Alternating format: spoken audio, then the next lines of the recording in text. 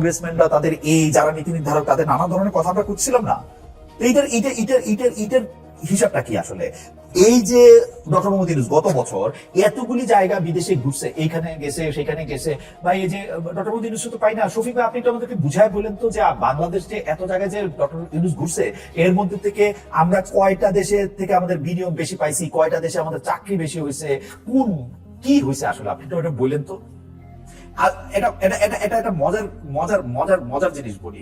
মজার জিনিসটা কি জানেন? যখন এই এই এই এই ভিসা নিয়ে কথা হচ্ছে, এই তখন ওইখানে আমাদের নিরাপত্তা উপদেষ্টা আছেন, জনাব খলিলুর রহমান নিরাপত্তা উপদেষ্টা আছেন, তিনি ওইখানে আসেন। নিরাপত্তা উপদেষ্টার কথা একটু পরে আসতেছি। আপনি এই যে আমি এতক্ষণ বললাম না যে মার্কিন অভিবাসী ভিসা বন্ধ, বাংলাদেশের মানুষ টেনশনে আছে, এই যে এই কথাগুলি বললাম না যে মানে ডক্টর মোহাম্মদ ইউনূস সাথে কি অভিবাসী ভিসা এটা বন্ধ করেছে, বাংলাদেশের মানুষ টেনশন আছে, তো ডক্টর মোহাম্মদ ইউনূস কি করবে? ডক্টর মোহাম্মদ ইউনূস যদি কি না করতে পারে, তাইলে মানে মানে উনারে দিয়ে আমাদের লাভটা কি হইব আন্তর্জাতিকভাবে, বা কি হইল? এবং সেইটা যে ওনারে দিয়ে অনেক বেশি লাভ হইব, সেগুলো আমরা যেরকম বলছি সেরকম কিন্তু উনিও বলছেন। দেখায় এই কথা উনি বলছেন গত বছর মার্চে বলছেন প্রধান উপদেষ্টা। কি বলছেন? আসেন পড়ি, এখানের মধ্যে পড়ি কি বলছেন। উনি বলছেন, আজকে জন কবির লেখা তো সুন্দর, নিশ্চয় আপনারা পড়তেই পারতেছেন। আমরা ছোট পরিসরের খেলোয়াড় নই, খেলোয়াড় শব্দটা খেয়াল করেন, ছোট পরিসরের খেলোয়াড় নই, বরং দুনিয়ার মাঠে খেলার খেলোয়াড়। দুনিয়ার মাঠে উনি খেলার খেলোয়াড়। বাংলাদেশ একটি অপূর্ব দেশ, যেখানে আমরা আন্তর্জাতিক অঙ্গনে নিজেদের পরিচিত করতে পারি। বাংলাদেশ একটি অপূর্ব দেশ, কি বলছেন আমি ভালো বুঝতে পারি না, কিন্তু সেখানে আমরা আন্তর্জাতিক অঙ্গনে নিজেদের পরিচিত করতে পারি। পারছেন স্যার? নিজেদের পরিচিত করা নিয়ে কি শুরু হয়েছে বলেন তো আমাকে একটু। নিজেদের পরিচিত করতে যে পারছেন, মানে মানে মানে মানে মানে নিজেদের পরিচিত করতে পারি, আন্তর্জাতিক অঙ্গনে নিজেদের পরিচিত করতে পারি। বাংলাদেশ একটি অপূর্ব দেশ, যেখানে আমরা আন্তর্জাতিক অঙ্গনে নিজেদের পরিচিত করতে পারি। ৭৫টা দেশ এই তালিকায় আছে যাদের ভিসা প্রসেসিং স্টপ, ফ্রিজ, এই তালিকায় বাংলাদেশের মানুষজন আসে। ওই সময় যখন এটা ভিসা এগুলি করে, তখন খলিলুর রহমান সাহেব আমাদের নিরাপত্তা উপদেষ্টা, শুধু নিরাপত্তা উপদেষ্টা না, উনার পোর্টফোলিওতে আরো আসে। উনি হচ্ছেন জাতীয় নিরাপত্তা উপদেষ্টা এবং রোহিঙ্গা বিষয়ক হাই রিপ্রেজেন্টেটিভ।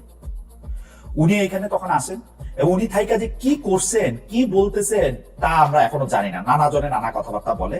এর মধ্যে এই খলিলুর রহমান সাহেব ভালো লোক, বিদেশে ছিল অনেক বছর, আমেরিকায় ছিল অনেক বছর, অনেক নাকি তার যোগ্যতা ক্ষমতা, এটা আমরা বুঝতে পারি। উনি একই সঙ্গে, আপনি খেয়াল করেন, উনি একই সঙ্গে জাতীয় নিরাপত্তা উপদেষ্টা, রোহিঙ্গা বিষয়ক হাই রিপ্রেজেন্টেটিভ। তো উনার কাজ, এই যে এক মাস পরে ইলেকশন, ওনার কাজ কি কিছু কমে গেল? কিছু কমছে কিনা সেটা আমরা কেমনে বুঝবো? আপনি দেখেন এই সপ্তাহে এই জনাব খলিলুর রহমান, যার পদমর্যাদা একজন উপদেষ্টা, যার পদমর্যাদা একজন মন্ত্রী, আসলে উপদেষ্টা তো মন্ত্রীর মতো, যার পদমর্যাদা একজন প্রতিমন্ত্রী, ওই রকম একজন বিশেষ সহকারী, যিনি ডাক, টেলিযোগাযোগ ও তথ্য প্রযুক্তি মন্ত্রণালয়ের বিশেষ সহকারী ফয়েজ আহমেদ তৈয়ব ও নির্বাচন কমিশন সচিবালয়ের জ্যেষ্ঠ সচিব আক্তার আহমেদকে কি করা হয়েছে জানেন? এই আক্তার আহমেদকে বিমানের নতুন পরিচালক নিয়োগ করা হয়েছে। মানে আসলে ডক্টর মোহাম্মদ ইউনূস যে কখন কোনটা কি করে, এর অর্ধেক কাজে আসলে বোঝা যায় না। মানে এরা তিনজনের কি কাজ কম পড়ছে, নাকি এই এক মাস পরে নতুন সরকার আসবে, এর মধ্যে দিয়া হচ্ছে যে তাদেরকে বিমানের পরিচালক নিয়োগ দিলেন? হিসাবটা কি, খেলাটা কি ভাই? আপনি তো হচ্ছেন কি জানি, আপনি হচ্ছেন ছোট পরিসরে খেলোয়াড় না, বরং দুনিয়ার মাঠে খেলার খেলোয়াড়। আমি তো দেখি যে মানে স্যার, আপনি তো মোটামুটি ডক্টর স্যার, আপনি বলতেছে আপনি তো মোটামুটি দুনিয়ার মাঠে, এই পৃথিবীর আকাশে, কারণ বিমান নিয়ে যেহেতু খেলবেন, মানে বিরাট খেলোয়াড় তো আপনি। আসলে কথা তো আপনি খারাপ করেন নাই, আপনি বিরাট খেলোয়াড়। পাশাপাশি এই যে যারা ধরেন বিশ্বে আশা করছিল আপনি আসবেন বইলা, অনেক জায়গায় চাকরির বাজার বাড়বে, এই হবে সেই হবে, তাদের প্রতি একটু খেয়াল রাখেন। তাদের প্রতি একটু যদি খেয়াল করতে পারেন, তাদের জন্য যদি কিছু করতে পারেন, কিছু ভালো হয়, সেগুলিও করেন। সেগুলি করাও একটু দরকার। যাক, এই সপ্তাহে মানে এই মার্কিন যুক্তরাষ্ট্র আমাদেরকে ভিসা দিলে দিবে, না দিলে না দিবে, থাকতে দিলে দিবে, না দিলে না দিবে, সেটা অনেক বিরাট ব্যাপার না। আমরা একটু দেশ দিয়ে ভাবি, আমাদের মানে আর না দিলে আমরা এখন কি করবো? উনার সাথে তো আর জোর জবরদস্তি করা যাবে না।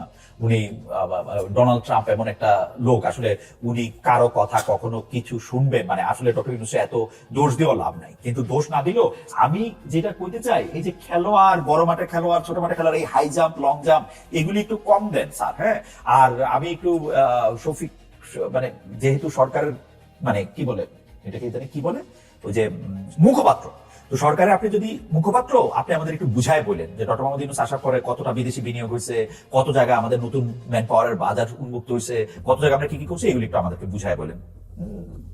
বুঝায় বলে নিশ্চয়ই আমরা বুঝবো, যদিও মানে মানে অত অত অত অত অত বুদ্ধি নিশ্চয়ই আপনার মতো বা ডক্টর মোহাম্মদ ইউনূসের মতো অত বুদ্ধি না থাকলেও, আপনার সরকারের মতো অত বুদ্ধি না থাকলেও বুঝায় বলে নিশ্চয়ই আমরা বলবো, মানে একটু ডেটা দিয়ে আর কি ভাই। আচ্ছা, যেটা কইতে দিয়েছিলাম যে এই সপ্তাহেও কিন্তু কথা চলতেছে নির্বাচন নিয়ে। নির্বাচনের মধ্যে মানে প্রত্যেকটা বাংলাদেশে কি হয় জানেন, এই দেশে একটা জিনিস খুব জনপ্রিয়, buy one get one free. এবার ইলেকশনে কিন্তু মানে একটা একটা একটা নিলে আরেকটা পাবেন, একটা টেক ওয়ান আরেকটা ফ্রি। মানে বাই তো আর করবেন না ইলেকশনে, কি আপনি কিনেন কিছু, না কিনলেও আপনি কিন্তু একটা জিনিস নিলে আরেকটা ফ্রি, একটা নিলে আরেকটা ফ্রি। কি এখন হচ্ছে জাতীয় নির্বাচন হবে, পাশাপাশি আবার গণভোট হবে। এখন গণভোটের মধ্যে আপনি হ্যাঁ দিবেন নাকি না দিবেন, গণভোট আপনার জন্য ভালো কি খারাপ, সেইটা আবার এই সরকার বুঝাইতে শুরু করছে। সরকার যে বুঝাইতে শুরু করছে, এইটা আবার কারো কারো পছন্দ হইতেছে না। আমার কিন্তু ভালোই পছন্দ হইতেছে। আমার কাছে কিন্তু মনে হয় যে এই সরকারের একটা লেজিটিমেট রাইট আছে এই সংস্কার নিয়ে কথা কোয়ার জন্য, এবং একটা লেজিটিমেট রাইট আছে এইটা বলার জন্য যে ভাই আপনারা এই সংস্কার করেন, এই সংস্কার করলে এটা হবে। কিন্তু মুশকিল হইলো, কেউ কেউ এই প্রশ্ন তুলছেন যে ভাই আপনি যে গণভোটটা দিলেন, এখন আপনি যদি বলেন হ্যাঁ ভোট দেন, তাহলে তো এটা ঠিক হইলো, আপনি ঠিক করলেন মানে।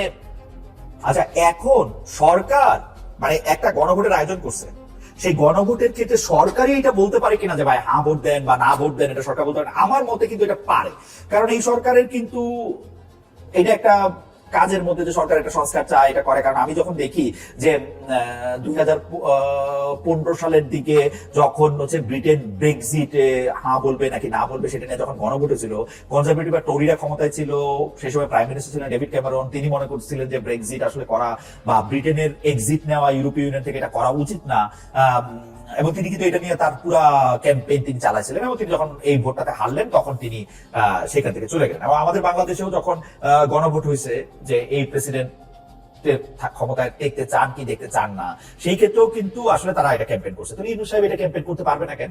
আমি তো দেখি যে আরো বেশি করে ক্যাম্পেইন করতে পারবে। আর এখানে সরল ভাবে দেখা যাইতেছে যে তার এখানে কোনো, মানে ডক্টর মোহাম্মদ ইউনূসের এখানে কোনো সরাসরি লাভ নাই। কারণ তিনি তো আর প্রধানমন্ত্রী হইতে যাবেন না, যে 2বার প্রধানমন্ত্রী না হলে মনে হইতেছে যাবেন না, মানে নাই যাওয়ার কথা। কিন্তু অন্য উপদেষ্টারা কি ভাবতেছে তাও সে জানে না। হাওয়েভার আমার কাছে মনে হয় কিন্তু গণভোটে সরকারি পক্ষে হা ভোট চাওয়া যাইতে পারে কিনা, এই প্রসঙ্গে আমার মতামত হলো যে হ্যাঁ এনারা পারেন। কেউ কেউ আমাদেরকে বলতেছেন যে আপনি যে বলেন পারেন, হ্যাঁ জয়যুক্ত হইলে তো কি জানি হবে, হ্যাঁ জয়যুক্ত হইলে ইউনূস সাহেব আরো বেশ কিছুদিন ক্ষমতায় থেকে যাবে, ইলেকশন ভালো মতো দিবে না, নানা ধরনের কথাবার্তা আর কি আসলে। কিন্তু কিন্তু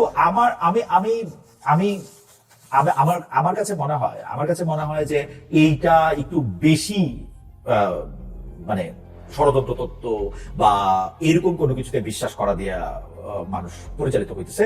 আসলে এই গণভোটে হ্যাঁ জয়যুক্ত হইলে আমাদের বিরাট ক্ষতি হয়ে যাবে, এইটা আমি কখনোই মনে করি না। এবং মনে করি যে এই গণভোটের পক্ষে দেওয়ার পক্ষে এবং হ্যাঁ দেওয়ার পক্ষে ক্যাম্পেইন সরকার চালাতে পারে। কারণ আপনি দেখেন যে আসলে আবার দেখেন অন্য জায়গা থেকে এইটা বলা হইতেছে যে যদি এখানে না ভোট, মানে যদি এখানে না ভোট না দেওয়া হয়, মানে যদি হ্যাঁ ভোট দেওয়া হয়, অর্থাৎ হ্যাঁ যদি পাস করে, তাইলে নাকি 71 থাকবে না, এই থাকবে না, সেই থাকবে না, সেই মানে হ্যাঁ জিতলে 52 থাকবে না, 71 থাকবে না, সব হারিয়ে যাবে। যেসব ঘটনা ইতিহাসে ঘটে গেছে সেগুলি যেমন আর ফিরে আসবে না, তেমনি সেগুলি হারিয়েও যাবে না। এটা হচ্ছে আমার মতামত। বাংলাদেশ যতদিন থাকবে ততদিন ভাষা আন্দোলন মুক্তিযুদ্ধ প্রাসঙ্গিক থাকবে, জুলাই সনদ হলেও থাকবে, না হলেও থাকবে। আমরা যেমন বলতে পারি যে ধরেন 72-এর সংবিধান, এখন একটা সংবিধান, একটা সংবিধান শাসনতন্ত্র, আমি যেভাবে বলি না কেন, এটারে আপনি নিন্দা করতে পারেন, করতে পারেন, সমালোচনা করতে পারেন, কিন্তু সংবিধানে অনেক ভালো ভালো কথাও আছে, কিন্তু সংবিধান একলা কিন্তু খারাপ হয় নাই। কেউ আসলে সংবিধান পইরা স্বৈরাচার হয় না কখনো, এরকম কোনো ইতিহাস নাই যে এই সংবিধানটা পইরা, সংবিধানে লেখা আছে আপনি গুম করেন, আপনি খুন করেন, সংবিধানে লেখা আছে যে আপনি ক্রস ফায়ার করেন, সংবিধানে লেখা আছে যে আপনি ভোট ডাকাতি করেন, আপনি 3বার ইলেকশন দিয়েন না, এগুলি সংবিধানে লেখা থাকে না আসলে। তো কেউ সংবিধান মান্য করে সেনা ছাউনি থেকে যেমন ক্ষমতা দখল করে না, এটা কোনো দেশেই হয় না। তেমনি মানে আপনি সংবিধান মান্য করে বা সংবিধানের মধ্যে বাধ্যবাধকতা করে কোনো কিছু আপনি বাধ্য করতে পারবেন না। এইরকম একইভাবে জুলাই সনদও কিন্তু আসলে ভালো ভালো কথারই সমাহার। সেখানে গণতন্ত্রের কথা আছে, ক্ষমতার ভারসাম্যের কথা আছে, গণমানুষের অধিকারের কথা আছে, আছে সুশাসনের কথাও। এর চেয়ে বড় একুশে চেতনা, মুক্তিযুদ্ধের চেতনা কি করে হবে? বঞ্চনার বিরুদ্ধে প্রতিবাদ করতে গিয়েই তো আসলে 52 ভাষা আন্দোলন, 71 স্বাধীনতা যুদ্ধ। আমি সেই জন্য বলতে চাই যে মানে এই হ্যাঁ ভোট দিলে মানে স্বাধীনতার চেতনা থেকে আপনি আলাদা হয়ে যাবেন, সেইটা হওয়ার আসলে কোনো সুযোগ নাই। আপনি নিজে আসলে কতটা গণতন্ত্রকামী রয়েছেন, কতটা আপনি ফেসিবাদের বিরুদ্ধে দাঁড়াচ্ছেন, সেইটা আপনার উপর আসলে ডিপেন্ড করে, আপনার উপর, একদমই আপনার উপর ডিপেন্ড করে। এখন মুশকিল হয়েছে হচ্ছে আমার স্যারকে নিয়ে, মানে 72 সংবিধান ছিল, হচ্ছে 72 সংবিধানের কথা উঠলে এটা কে লিখছে টিকছে, এটা ডক্টর কামাল হোসেনের কথা উঠতো। আর এই যে গণভোটের মধ্যে থেকে আপনি যেসব সংস্কার, সেসব সংস্কারের কথা উঠলেই এখন যিনি প্রধান উপদেষ্টা বিশেষ সহকারী, সে প্রফেসর আলী রিয়াজের কথা আসে। প্রফেসর আলী রিয়াজের আমি জানি না যে মানে উনি যেসব কথাবার্তা বলেন বা যেসব কথাবার্তা উনার নামে বলা হয়, করা হয়, সেগুলিকে আসলে এইগুলি নাকি। এই শুনলাম যে তিনি বলতেছেন আগের প্রেসিডেন্টরা, আগের রাষ্ট্রপতিরা শুধু প্রধানমন্ত্রীকে পায়ে ধরে সালামের অপেক্ষা করতেন। ভাই স্যার, আপনি একজন রাষ্ট্রপতিকে দিয়ে পুরো রাষ্ট্রপতি তো বাংলাদেশের সাংবিধানিক সর্বোচ্চ একটা পোস্ট না, সবাইকে এই কথা আপনি বলতে পারেন কেন? আপনি মানে বাংলাদেশে কিন্তু অনেক এরকম অনেক মানুষও আসলে রাষ্ট্রপতি হয়েছেন বাংলাদেশে। আর স্যার আপনি নিশ্চয়ই একজনের নামও জানেন, তাই না? আপনি এগুলি বলতে পারেন আসলে। মানে প্রফেসর আলী রিয়াজের বক্তব্য শুনলে অনেক সময় মনে হয় যে এই গণভোটে যদি মানে জয়যুক্ত না হয়, মানে গণভোটে যেসব সংস্কারের কথা ওনারা বলছেন, কিছু তো আবার বাড়তিও বলছেন, এগুলি যদি না হয় তাহলে বাংলাদেশটা শেষ হয়ে যাবে। তাও শেষ হবে না ভাই স্যার, তাও শেষ হবে না। আর আপনারা যদি এতই মনে করলেন যে এই গণভোটের মধ্যে হাই দিতে হবে, তাহলে আর আপনারা এই গণভোটের মানে জায়গায় আপনারা গেলেনই কেন? জনগণকে কুটুক বুঝায় যে গণভোটের এখানে গিয়ে 4টা বা 5টা জিনিসের প্যাকেজ তৈরি করলেন। আমার কাছে মনে হয় যে আপনি এরা একটু ভাইবা দেখতে পারেন। Sir in the meantime আমি আপনার কথা একটু স্মরণ করাই দিই একটু কোড চিহ্নের মাধ্যমে। সংখ্যাগরিষ্ঠ মানুষ হ্যাঁ বললে রাজনৈতিক দলগুলো সংস্কার থেকে সরে যাওয়ার সুযোগ নেই। গণভোট কোনো ব্যক্তির জন্য ভোট নয়, আগামীতে দেশটা কেমন ও কিভাবে চলবে তার জন্য ভোট। তাই স্যার, এটা আবার রাষ্ট্রের পয়সায় 14 জানুয়ারি রংপুরের শহীদ আবু সাইদ স্টেডিয়ামে গিয়া গণভোটের প্রচার ও ভোটার উদ্বুদ্ধ করার উদ্দেশ্যে বিভাগীয় পর্যায়ের ইমাম সম্মেলনে প্রধান অতিথি হিসেবে এই বক্তব্য আপনি দিচ্ছেন স্যার। দেন আরো জনগণকে আরো উদ্বুদ্ধ করেন, সবাইকে আপনার মতো সংবিধান বিশেষজ্ঞ করে তোলেন। যত যত যত বেশি সংবিধান বিশেষজ্ঞ হবে তত এটার মধ্যে ভালো হবে। মজা হবে কখন জানেন স্যার? মজা হবে বিএনপি তো হচ্ছে কেমন জানি একটু করতেছে, মানে এই গণভোটটা নিয়ে আমাদের না ভোট দেওয়ার সুযোগ নাই। তাহলে কি আপনি হ্যাঁ ভোট দিতে বলতেছেন? না, মানে আমাদের না ভোট দেওয়ার সুযোগ নাই, গণভোটে না করার সুযোগ নাই, আমরা তো এটা চাইছি। তাহলে আপনি চাইছেন নাকি ভাই? আপনি বলবেন তো যে মানে হ্যাঁ বা না। তো সেইটা না বললে তারা এটা বলতেছেন যে তারা এখন আসলে মূল ফোকাস হচ্ছে তাদের, মানে বিএনপি বলতেছে যে তারা মূল ফোকাস হচ্ছে তাদের জাতীয় নির্বাচন। সেই জাতীয় নির্বাচনের ক্ষেত্রে তারা এখন তাদের এই ফোকাসটা রাখছে, অন্যদিকে তাদের এটা মনোযোগ দেওয়ার তাদের সুযোগও নাই এবং তারা এটা চানো না। তো জিনিসটা হইলো যে আমার মনে হয় মজাটা কখন হবে জানেন? বিএনপি ভোটের 1 সপ্তাহ আগে সবাইকে বলে দিবে যে আপনারা হ্যাঁ ভোট দেন, তাহলে সবাই মিলে হ্যাঁ ভোট দিতে বলে দিবে এবং হ্যাঁ জয়যুক্ত হবে। এইটাতে কিছু প্রয়োজনীয় সংস্কার, মানে কিছু কিছু জিনিস তো অবশ্যই ভালো, 10 বছর বেশি প্রধানমন্ত্রী থাকতে পারবে না, উচ্চকক্ষ হবে, এইগুলি জিনিস তো আসলে প্রধানমন্ত্রী এবং প্রেসিডেন্টের কার্যক্রমের মধ্যে ভারসাম্য হবে, সেগুলি জিনিস তো ভালোই, সেগুলি জিনিস তো খারাপ কিছু না। তো আমার কাছে মনে হয় যে এই গণভোটের ক্ষেত্রে এটা ভালোই হবে। নির্বাচনের ক্ষেত্রে আসি, নির্বাচনের ক্ষেত্রে আমরা দেখলাম যে জামায়াতের যে জোট, জামায়াত মোটামুটি ভাবে এটা কি বলে আসন বন্টন মোটামুটি ভাবে করলো। সেই আসন বন্টন করার ক্ষেত্রে একটা ছোট্ট প্যাচ লাগছিল, সেটা হচ্ছে যে চরমোনায়ের পীর সাহেব বা পীর সাহেবের যে ভাই, তারা দুইজন হঠাৎ করে শোনা গেল যে রাত্রে সারা রাত ধরে চেষ্টা করা হয়েছে, মামুনুল হক সাহেবকে দায়িত্ব দেওয়া হয়েছিল যে উনারা যেহেতু আসেন, কিন্তু উনারা আসেন নাই। উনারা যেহেতু আসেন নাই, তাইলে 11 দলীয় জোট নাম হলো, এটা আসলে প্র্যাকটিক্যালি 10 দলীয় জোটে পরিণত হয়েছে। আমি আপনাদেরকে যখন এই উচিত কথা বলতেছি তখন পত্রপত্রিকাগুলিতে পড়তেছি যে না, চরমোনাই আসলে আসবেই না শেষ পর্যন্ত এই জোটে। এই সপ্তাহের খবরটা হচ্ছে যে নির্বাচন নিয়ে, এই সপ্তাহের খবরটা হচ্ছে এরকম যে জামায়াত এবং তার সম্ভাবনা যে 10টি দল, মোট 11 দলের যেটা মানে সম্ভাবনা বলতে তারা একটা রাজনৈতিক জোট বলতে চায় না, বিভিন্ন জায়গা থেকে বিভিন্ন জন আসছে, সেই জায়গা থেকে তারা বসে একটা সংবাদ সম্মেলনের আহ্বান করে। সেই সংবাদ সম্মেলন ছিল হচ্ছে খুবই মানে সবাইকে একটু মনে হচ্ছিল যে হাইপ, একটা বিশাল ঘোষণা দিতে যাচ্ছে, কারণ কে কার পাশে কখন বসতেছে অনেক এইটা দেখার জন্য, এনসিপি আসলে কোথায় বসতেছে সেটা দেখার জন্য একটা খুবই। তো আমিও খুব ভালো করে খেয়াল করতেছিলাম যে এখানে আসলে কে মানে টেলিভিশনের স্ক্রিনে কে বেশিক্ষণ থাকবে। আমি দেখলাম যে হ্যাঁ, জামাত ইসলামের আমির একদম মাঝখানে আছেন। জামাত ইসলামের আমিরের বাম পাশে আছেন হচ্ছে জনাব মামুনুল হক। মামুনুল হকের বসে থাকা বা মামুনুল হকের বসা মনে হচ্ছিল যে মামুনুল হক একটি দ্বিতীয় গুরুত্বপূর্ণ ব্যক্তি। তৃতীয় গুরুত্বপূর্ণ ব্যক্তিকে ছবিতে মনে হচ্ছিল যে এলডিপি যে কর্নেল অলি আহমেদ আছেন তিনি, তার পাশে বসেছিল নাহিদ ইসলাম, এবং তার পাশে এবি পার্টির চেয়ারম্যান জনাব মঞ্জু এবং ওনারা এবং অন্যান্য দলের লোকেরা এরকম ছিলেন। কিন্তু পরে বোঝা গেল যে এখানের মধ্যে কাকে যেন দেখা যেতেছে না হচ্ছে চরমোনাই পীর সাহেবদের। চরমোনাইয়ের পীর সাহেব বা তার ভাইকে কেউ কেউ বলে থাকি যে চরমোনাই যে আসলে জামাতের সঙ্গে জোটে যাইতেছেন, এইটাই অনেকের কাছে অনেক আশ্চর্য ঘটনা ছিল। কারণ চরমোনাই এবং জামাতের রাজনীতি যদি আমি ইসলামে বিশ্বাস এবং ইমান আকিদার থেকে বলি, এটা আসলে দুই রকম। চরমোনাই জামাতের সঙ্গে যেতে পারেন, এটাই অনেকে বিশ্বাস করেন। তবে আবার অনেকে মনে করছে যে এটা একটা প্রচন্ড হাইপ হবে। জামাত যেমন এবার একটা প্ল্যাটফর্ম করছে যে অনেকেই তারা একসাথে এসে এক বাক্সের এটা করবে, কিন্তু শেষ পর্যন্ত চরমোনাইকে আসলে আনা যায়নি। আমরা অনেক কথা শুনছি যে শাহবাজ ধরে নাকি মামুনুল হক সাহেবকে দায়িত্ব দেওয়া হয়েছিল যে আপনি জামায়াত এবং পীর সাহেবদের মধ্যে, পীর সাহেব এবং পীর সাহেবের ভাই, তাদের চরমোনাইয়ের পীর সাহেব এবং চরমোনাইয়ের পীর সাহেবের ভাইদের মধ্যে থেকে একটা কথা মানে একটা মাঝখানে কোনো কিছু একটা আনা যায় কিনা সেটার একটা চেষ্টা করতে, কিন্তু এটা হয় নাই। আমরা দেখলাম যে এই মানে চরমোনাই এই ইসলামী আন্দোলন যাচ্ছে না জামায়াতের জোটে। তারা নিজেরাই 268টা আসনে তারা প্রার্থী থাকবে। এখন এইটা ভোটের রাজনীতিতে কি প্রভাব ফেলবে বা আদৌ প্রভাব ফেলবে কিনা সেটা নিয়ে নানা ধরনের কথা হতে পারে, কিন্তু আমি অবশ্য মনে করি না। কারণ ইসলামী আন্দোলন বা চরমোনাইয়ের অনেক বেশি ভোট বাংলাদেশে রয়েছে, এইটা আমি গত কিছুদিনে খুব প্রমাণ পাই নাই। তবে এইটা যদি আমি বলি, মানে গত কিছু নির্বাচনে এটা যদি আমি বলি, তো জামায়াতের ভোটও অনেক বেশি রয়েছে বা জামায়াতও অনেক বেশি ভোট পাবে একলা নির্বাচন করে, সেইটাও মনে হয় না। কিন্তু আসলে তারা যে প্ল্যাটফর্মটা করছে, যেটার মধ্যে এরা আছে, অনেকেই বলতেছেন যে এই প্ল্যাটফর্মটা আসলে একক সংখ্যাগরিষ্ঠতাও বা মানে নিরঙ্কুশ সংখ্যাগরিষ্ঠতা আসলে পেয়ে যেতে পারে, এটা অনেকে বলতেছেন।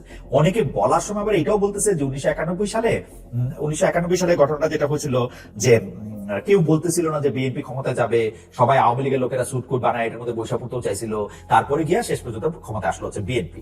তো এইবার কিন্তু ওই রকম ঘটনা হইতে পারে কেউ কেউ বলতেছে, কিন্তু আমার কাছে মনে হয় কি এই গল্প মানে জামাত ক্ষমতায় আসতেই পারে, কিন্তু আমার মনে হয় যে এই গল্পটা ওই গল্পের সাথে তুলনীয় না। এই কারণে এবার অনেকেই বলতেছে যে জামাত ক্ষমতায় আসবে। জামাত তো ভাবতেছি, জামাত বলতেছে বিএনপির লোকদেরও একটু ভয় পাইছে এরকম মনে হইতেছে। আসলে মনে হইতেছে যে না, জামায়াতের এবারের এত ইজি হবে না, জামায়াত এখানে চলে আসবে। কিন্তু আমি আমি আমি আমি ভোটের ফলাফল নিয়ে কোনো কিছু বলতে চাই না, কিন্তু যে কোনো কিছুই হইতে পারে। কিন্তু আমি জরিপ নিয়ে একটা কথা বলতে চাই। আমরা কয়েকদিন আগে এবার একটা জরিপ দেখলাম, জরিপ নানা ধরনের জরিপে নানা রকম জায়গায় আসতেছে, কিন্তু কয়েকদিন আগে যে জরিপ দেখলাম সেই জরিপের মধ্যে দেখলাম যে বিএনপি আর জামায়াত খুব কাছাকাছি। মানে বিএনপি যদি হয় 34.7%, জামায়াত হচ্ছে 33.6%। মানে কি সাংঘাতিক। গত কয়েক মাস আগে যেসব প্রাক নির্বাচনী জরিপ সামনে এসেছে সেখানে বিএনপি গিয়েছিল, এটা জানা গেছে। কিন্তু ভোটের ঠিক 1 মাস আগে 4 প্রতিষ্ঠানের এক জরিপ বলছে এবারের নির্বাচনে বিএনপি জামাতের মাঝে কঠিন লড়াই হবে। কারণ সেই জরিপের তথ্য অনুযায়ী ভোটারদের 34% মতো বিএনপিকে ভোট দিতে চায়, 33% ভোট দিতে চায় জামায়াতকে। জরিপ এমন একটা বিষয়, নিজের পক্ষে গেলে সঠিক মনে হয়, আর ফলাফল যদি বিরুদ্ধে যায় তখন আর জরিপকে বিশ্বাসযোগ্য মনে হয় না। সবশেষ জরিপ নিয়ে জামায়াত খুশি হতে পারে, কিন্তু বিএনপি যে খুশি হচ্ছে না এটা একেবারেই নিশ্চিত। এটা ঠিক, নির্বাচন যত দেরি হবে বিএনপির লোকসান হবে, এটা জেনেই আওয়ামী লীগ সরকারের প্রথম থেকেই তারা ভোটের দাবিতে সোচ্চার ছিল। জামায়াত যেহেতু ভোট ছাড়াই জুলাই আন্দোলনের ফ্রন্ট লাইনার হিসাবে এখন সবচেয়ে বেশি মানে তাদের নিয়ে কথা হয়েছে, সেই হিসাবে তারা জানতো যে তাদের ভোট যত দেরিতে হবে তত বেশি সময় নিয়ে তারা তাদের কথাগুলি বলতে পারবে। সেই জন্য ভোট নিয়ে তাদের তাড়াহুড়াও ছিল না। তাদের বিভিন্ন রকম জায়গায় তাদের কি কি করতে হবে, কোন কোন জায়গায় কি কি বিষয় বলে তারা তাদের অবস্থান পরিষ্কার করবে, সেগুলিও ছিল।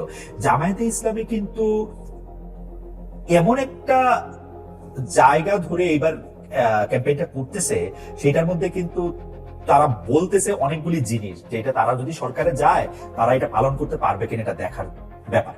কারণ তারা সংখ্যা লঘুদের অধিকার বা যেটাকে আমরা সারিয়া বলি, সেই সারিয়া তারা প্রয়োগ করার ক্ষেত্রে কি করবে, সেই ক্ষেত্রে কিন্তু তারা এক এক সময় এক এক রকম বলতেছে। মানে তারা যে আসলে সারিয়া করবে এটা কখনোই বলতেছে না, এমন মানে ধর্মভিত্তিক একটা রাষ্ট্র গড়ে তুলবে সেটা বলতেছে না। জবাই তারা বলতেছে একদিনে এগুলি করা সম্ভব না। তো তাদের অবস্থানটা মুক্তিযুদ্ধ নিয়ে কি, সেই ক্ষেত্রে তারা বলতেছে মুক্তিযুদ্ধ বাংলাদেশের একটা বড় অর্জন, অর্থাৎ সব কথাই তারা বলতেছে। কিন্তু পরে তারা কি বলবে, অন্য কোনো কিছু বলবে কিনা, সেইটা হয়তো ইলেকশন সামনে আসলে সেটা আরেকটু যত নিকটবর্তী হবে তত তারা এটা ক্লিয়ার করতে চাইবেন। কিন্তু নির্বাচন নিয়ে এবার যদি একটু বিএনপির কথা বলি, নির্বাচনে বিএনপির অতি আত্মবিশ্বাস যে ভালো কিছু না, এটা অনেকেই এই কথা বলতেছেন। 91 সালের ওভার কনফিডেন্সের কথা বলতেছেন কি, মানে আওয়ামী লীগ যদি নির্বাচনে থাকতো, মানে নৌকা যদি নির্বাচনে থাকতো, তাহলে কিন্তু এই ঝামেলাটাতে বিএনপি পড়তে হতো না। নৌকা নির্বাচনে থাকলে যেহেতু আওয়ামী লীগ এতদিন ধরে ক্ষমতায় ছিল, তাহলে এন্টি ইনকামবেন্সির ভোট আসলে বিএনপির কাছে যাইতো। বিএনপি ছাড়া জামায়াতে ইসলামের আলাদা করে ভোট পাইলে সেটা কোনো ব্যাপারই হইতো না। কিন্তু এইবার কিন্তু যেহেতু নৌকা নাই, বিএনপির নির্বাচন নিয়ে কিন্তু অনেকেই মনে করতেছেন যে নানা ধরনের ঝামেলা আছে। এই 1-1.5 বছরে নয়, গত কয়েক বছর ধরে সোশ্যাল মিডিয়ার লাইক কমেন্টে এগিয়ে আছে কিন্তু জামাত শিবির। বাস্তবে সেই জনপ্রিয়তা আছে কিনা কেউ কেউ সে প্রশ্ন তুললেও কিন্তু ডাকসু, জাকসু, চাকসু সহ 5টি বিশ্ববিদ্যালয়ের মানে ভোটেও কিন্তু প্রতিফলন দেখা গেছে যে জামাত শিবিরের জনপ্রিয়তা এটা বোঝা গেছে। এটা জাতীয় নির্বাচনে ফলে যায় কিনা সেটা নিয়ে বিএনপি, ছাত্রদল এবং সবার